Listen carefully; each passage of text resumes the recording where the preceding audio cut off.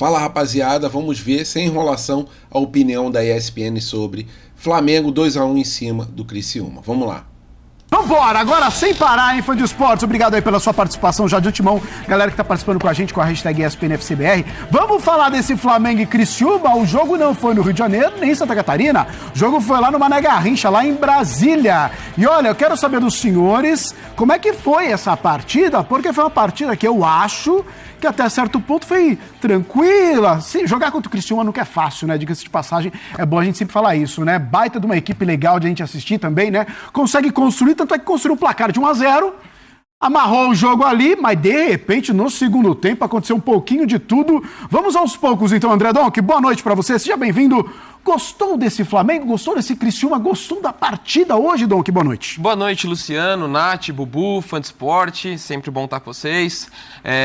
Eu não gostei da partida do Flamengo, assim, a gente vai entrar no mérito da virada, eu acho que demonstra muita força do elenco, embora o primeiro gol seja do Pedro, depois é o Gabigol que sai do banco, mas é um gol de pênalti, mas acho que o Flamengo consegue ter recursos técnicos individuais, porque coletivamente a coisa não rolou. Sem a bola, achei um time... faltou intensidade e por mais que a gente possa falar, mas os uruguaios estavam voltando hoje, 2 deles titulares, né, os principais, De La Cruz e o Arrascaeta, mas o Flamengo ficou 9 dias sem jogar desde o último jogo, então eu esperava uma intensidade maior sem a bola, e com a bola um time um pouco desorganizado, dependeu muito do lado esquerdo no primeiro tempo. Teve assim uns 10 minutos ali entre os 15 e os 25 que foram bons, que é dois passes longos do De La Cruz. E depois para, né, o Cebolinha. Exato, e parou por ali. Ele também estava voltando, né? Diga-se também tava isso voltando, acho que é né? bom de destacar, porque fisicamente ele entregou bem. Ele é um dos que eu não questiono, porque é um cara que ficou um bom tempo parado, ele até falou disso.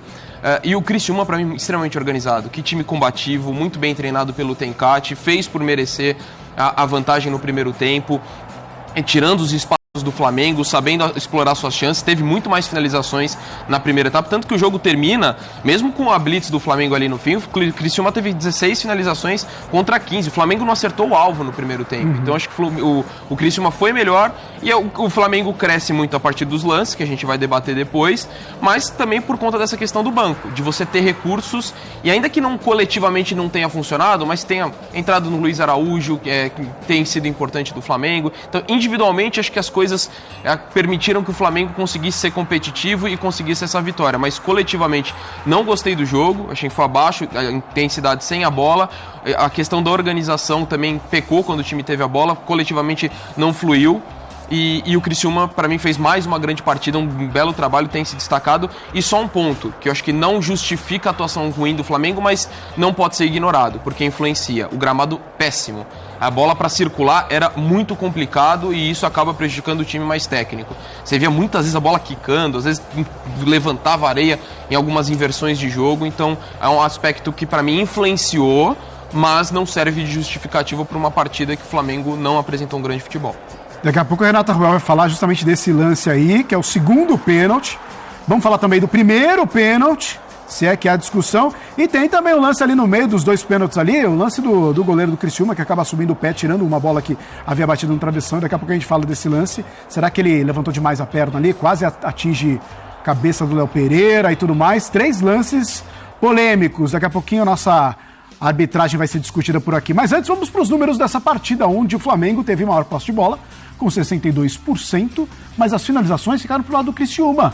Foi mais ou menos o que o Donk falou aqui, o Criciúma conseguiu produzir mais, mesmo com menos posse de bola, apesar das finalizações certas, tem um número maior aí pro Flamengo, assim como as grandes chances, né? Ações na área rival, 25-20, aí também um número maior pro time rubro-negro, e escanteios 7-4, mas em determinado momento da partida, Criciúma controlando a partida de maneira coerente ali, né? Contra esse Flamengo que não conseguia produzir. E fica muito nisso também, Natália, na volta dos uruguaios. Sim. Ótima Copa América, tudo mais. Voltando, o Flamengo ganha força com os uruguaios, mas criatividade talvez seja o maior problema hoje desse Flamengo antes de tudo acontecer, da tempestade acontecer. Boa noite, rapaz. Boa noite ao fã de esporte. Mas se a gente pegar o melhor momento no recorte Tite no Flamengo é sem jogadores.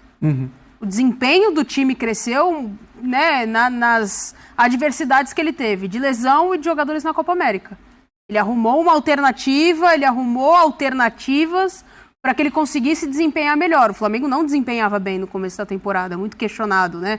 Até ali a virada de chave, quando ganha do Corinthians, no Maracanã, e aí começam os resultados a encaixarem e o desempenho melhorar, o time tinha uma interrogação em relação à Copa América, continua numa produção muito boa, mesmo com os desfalques, e consegue manter ali um nível de apresentação. É que essa sequencinha, um pouco antes. Essa sequencinha agora dos últimos jogos, tirando aí o jogo que foi adiado, mas Cuiabá, Fortaleza e agora contra o Criciúma... Que são confrontos dificílimos, né? São confrontos difíceis. São adversários muito bem treinados, acho que a gente tem que colocar, o Dom que já citou, o Tencati faz um baita trabalho no Criciúma. É um time organizado, ele tem leitura de jogo, ele soube muito bem ler as estratégias do Flamengo. Concordo com o Dom que o gramado é ruim, mas foi uma escolha do Flamengo, né? Tem esse ponto. A venda de mando, isso é né? Você tem toda a razão. Então, assim, o gramado estava ruim para os dois lados. O Criciúma foi muito bem no primeiro tempo e o Flamengo desorganizado.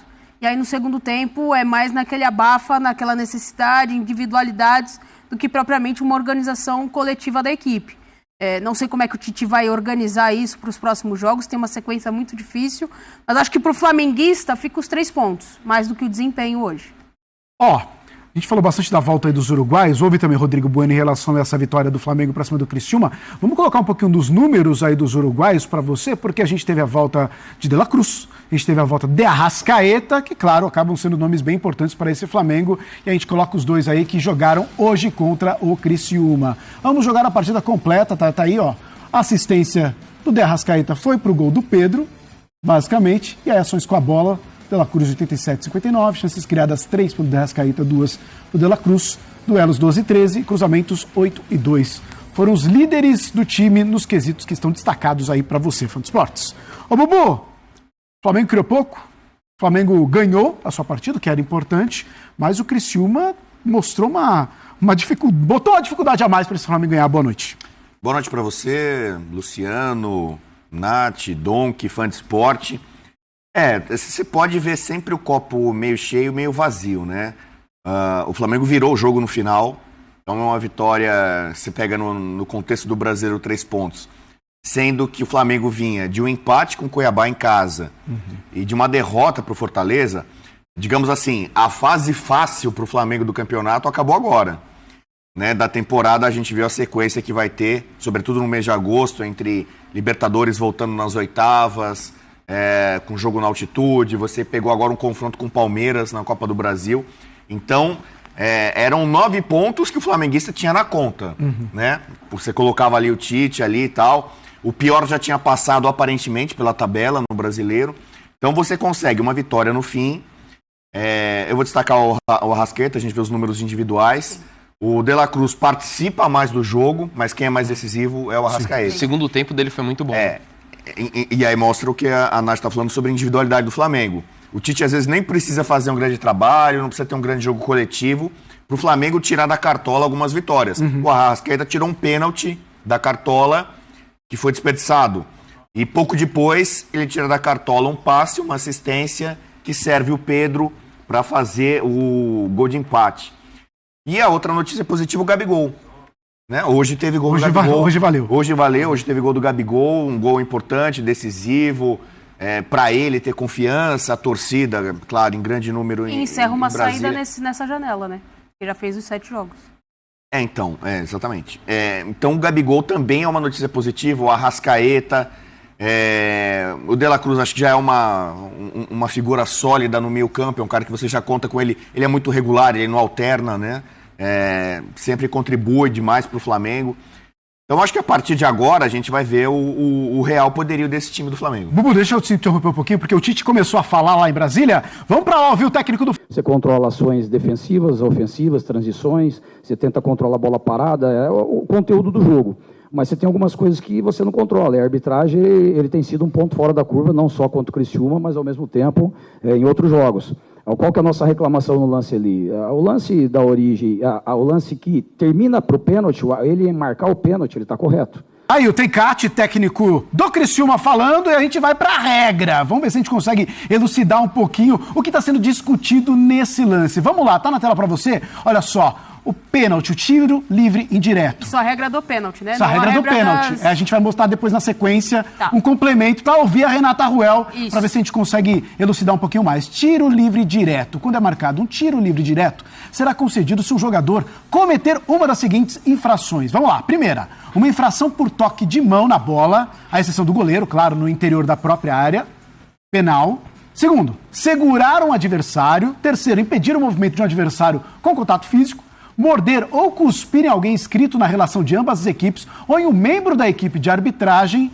E aí, tem o ponto, hein? Arremessar um objeto na direção da bola de um adversário ou de um membro da equipe de arbitragem ou tocar na bola com um objeto. Preste atenção, então, nesse último item, certo? Vamos virar a página, porque agora, da regra de interferência externa. Porque tem gente perguntando, mas a bola ali, mas é uma bola, não é um objeto qualquer. E aí, como é que fica? E quando é que para a jogada? E é isso que o Tencati falou ali. A jogada teria que ser parada antes, segundo a opinião dele.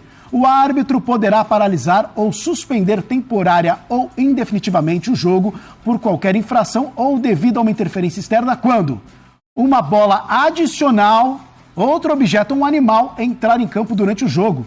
Nesse caso, o árbitro deve paralisar o jogo, reiniciá-lo com a bola ao chão, somente se houver interferência no jogo, a menos que a bola estiver entrando na meta e a interferência não impedir o jogador defensor de tocar na bola. Nesse caso, o gol deverá ser validado se a bola entrar na meta, ainda que tenha havido contato com ela, exceto se a interferência for de um integrante da equipe atacante. E o segundo item, permitir que o jogo continue se não houver interferência e ordenar a retirada do objeto e ou animal na primeira oportunidade. O Tencati, ele expõe ali o ponto de vista dele. Também foi perfeito. Ele falou, foi marcado o pênalti, porque segundo a regra, como ele entende, realmente, ele é um objeto extra, não é a bola, não é uma segunda bola. A segunda bola, ela deixa de ser bola e vira um objeto sobressalente na história toda, e por isso o árbitro acertou na marcação do pênalti. Mas, segundo o Tencati, ele errou em não ter marcado ou paralisado a partida antes. Será que é isso mesmo? Vamos ver a opinião de quem por muito tempo esteve dentro de campo. Não sei se ela já viu uma situação parecida, mas parecidas, assim, no mínimo curioso, o lance de hoje é. Renata Ruel, chega mais, boa noite pra você, Ruel. Fala pra gente, hein? E essa história, no mínimo curiosa, do futebol brasileiro, trazendo pra gente. Boa noite, Luciano, Nath, Donk, Bubu, fã de esporte. A regra tá aí. E a regra, ela elucida muito bem o que é esse lance. E é até interessante a gente falar que são duas regras diferentes. A regra da interferência da bola, na bola é regra 12. Então não adianta você falar assim, olha, eu fui só em uma regra e está escrito isso. Não, é por isso a importância de você conhecer a regra num todo, o livro de regras como todo. Numa situação dessa, você tem que analisar duas regras diferentes. E eu acho que tem um ponto importante aí que muita gente citou. Muitas vezes as pessoas não conhecem a regra do esporte que ela pratica, do esporte que ela trabalha, né? E a regra ela não foi feita para o árbitro, a regra foi feita para o futebol. Então, esse conhecimento dos jogadores que estão ali atuando em relação à regra é fundamental, porque pode acontecer o que aconteceu hoje. Em relação ao técnico do Criciúma, eu acho muito interessante a declaração dele, porque é o que diz a regra. A bola ou segunda bola de campo? Então, a gente tem que tentar entender isso. Era uma fase ofensiva, a bola está diretamente ligada à fase do jogo. Acho que o Tencati, quando ele fala isso, é que me chama atenção. Esse defensor, ele chegaria no atacante, é muito legal ver essas imagens. Ele poderia tentar chegar no atacante sem chutar essa bola. O atacante já tinha até passado por ele. E aí a alternativa que ele acha é chutar essa bola interferindo no jogo. Tá vendo? Olha esse momento. Ele faz um esforço para tentar chegar na bola e essa bola atrapalha ele, ou ele vai direto na bola e nem tenta chegar no jogador? É isso, acho que ele não tenta chegar no jogador, eu acho. Tanto que ele desvia a rota. Assim, Exato. o Barreto claramente ele atrasa a passada para dar o toque. E de verdade, até a pergunta da Renata é muito interessante. Eu tenho dúvida realmente em relação a isso, porque interferência, para mim, não influenciou em nada no lance. Assim, nenhum jogador do Criciúma deixou de ter uma ação porque a bola influenciou. Mas a bola estar próximo da zona onde tudo aconteceu, isso já caracteriza interferência? Essa é a minha dúvida. O que a regra prevê em relação ao conceito de interferência? Se só o fato dela estar próxima à zona onde está tendo ação ali do jogo, Ou ela precisaria atrapalhar, por exemplo, o Barreto Porque pisar ela tá e no caminho, tropeçar. ela tá no caminho do Barreto. Ela tá no Se caminho ele do Barreto, tentar- mas ele... Pra mim, ela interfere. Para mim, o Barreto, ele corrige Ela a tá passada no pra... caminho. Pro Barreto alcançar Pro Barreto, ela o tá no- Cebolinha, a bola tá na frente dele. Eu não então, tenho pra tanta mim, certeza. Pra mim tem interferência. Na minha opinião, tem interferência ali. Além do que, o fato da bola já estar na área, né, do Criciúma, o Flamengo em busca do gol, né, o jogo se concentrando naquela área. Pra mim, o árbitro deveria ter parado o lance antes. E o Barreto foi, assim, pra mim, prejudicado. Houve interferência. Mesmo porque tem um segundo zagueiro que chega pra fazer a cobertura, pra fechar ali o Cebolinha. A gente não sabe como seria o final dessa jogada, mas o zagueiro chega pra fazer a cobertura do Barreto e, dependendo do que acontecesse, o Barreto poderia dobrar essa marcação, poderia chegar numa segunda parada. Eu acho que o ponto principal é isso. Uma regra, ela é regra, não cabe interpretação, que é o pênalti. Sim. Ponto. A outra Foi interpre- pênalti, é isso. A outra é interpretativa. E o hábito do jogo decidiu que aquilo não era interferência. Mas o Bubu já entendeu o que é interferência, o Dom que já questiona se é ou não.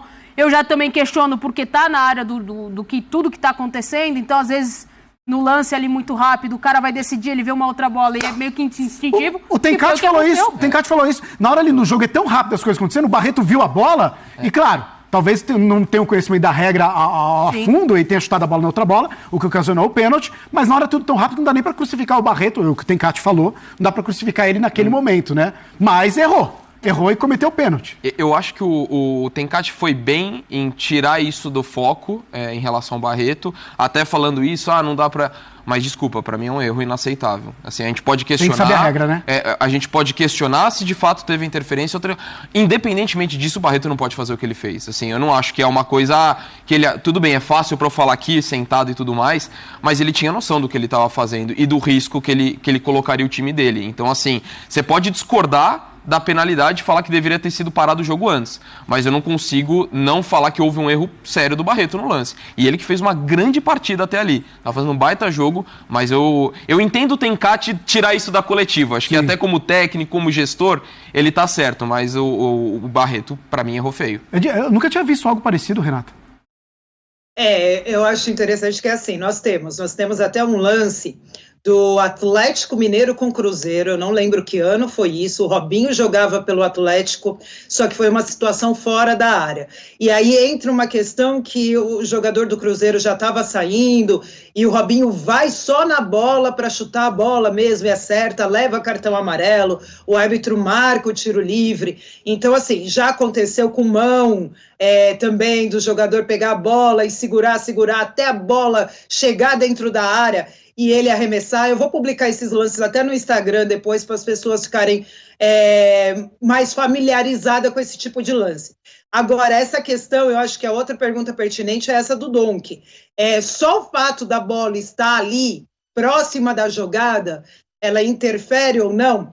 A regra fala alguma coisa disso? Não, a regra não fala, até porque a gente já vivenciou situações de uma bola extra no campo de jogo, um objeto extra no campo de jogo, que por mais que esteja próximo, acaba não interferindo na ação dos jogadores, do jogo, e aí o árbitro deixa seguir, porque jogar essa bola no adversário de forma que não seja imprudente, temerário ou com uso de força excessiva, ou seja, aquela bola fraca, porque você arremessou, fez um arremesso lateral ou cobrou um tiro livre, você não pode tocar pela segunda vez nessa bola.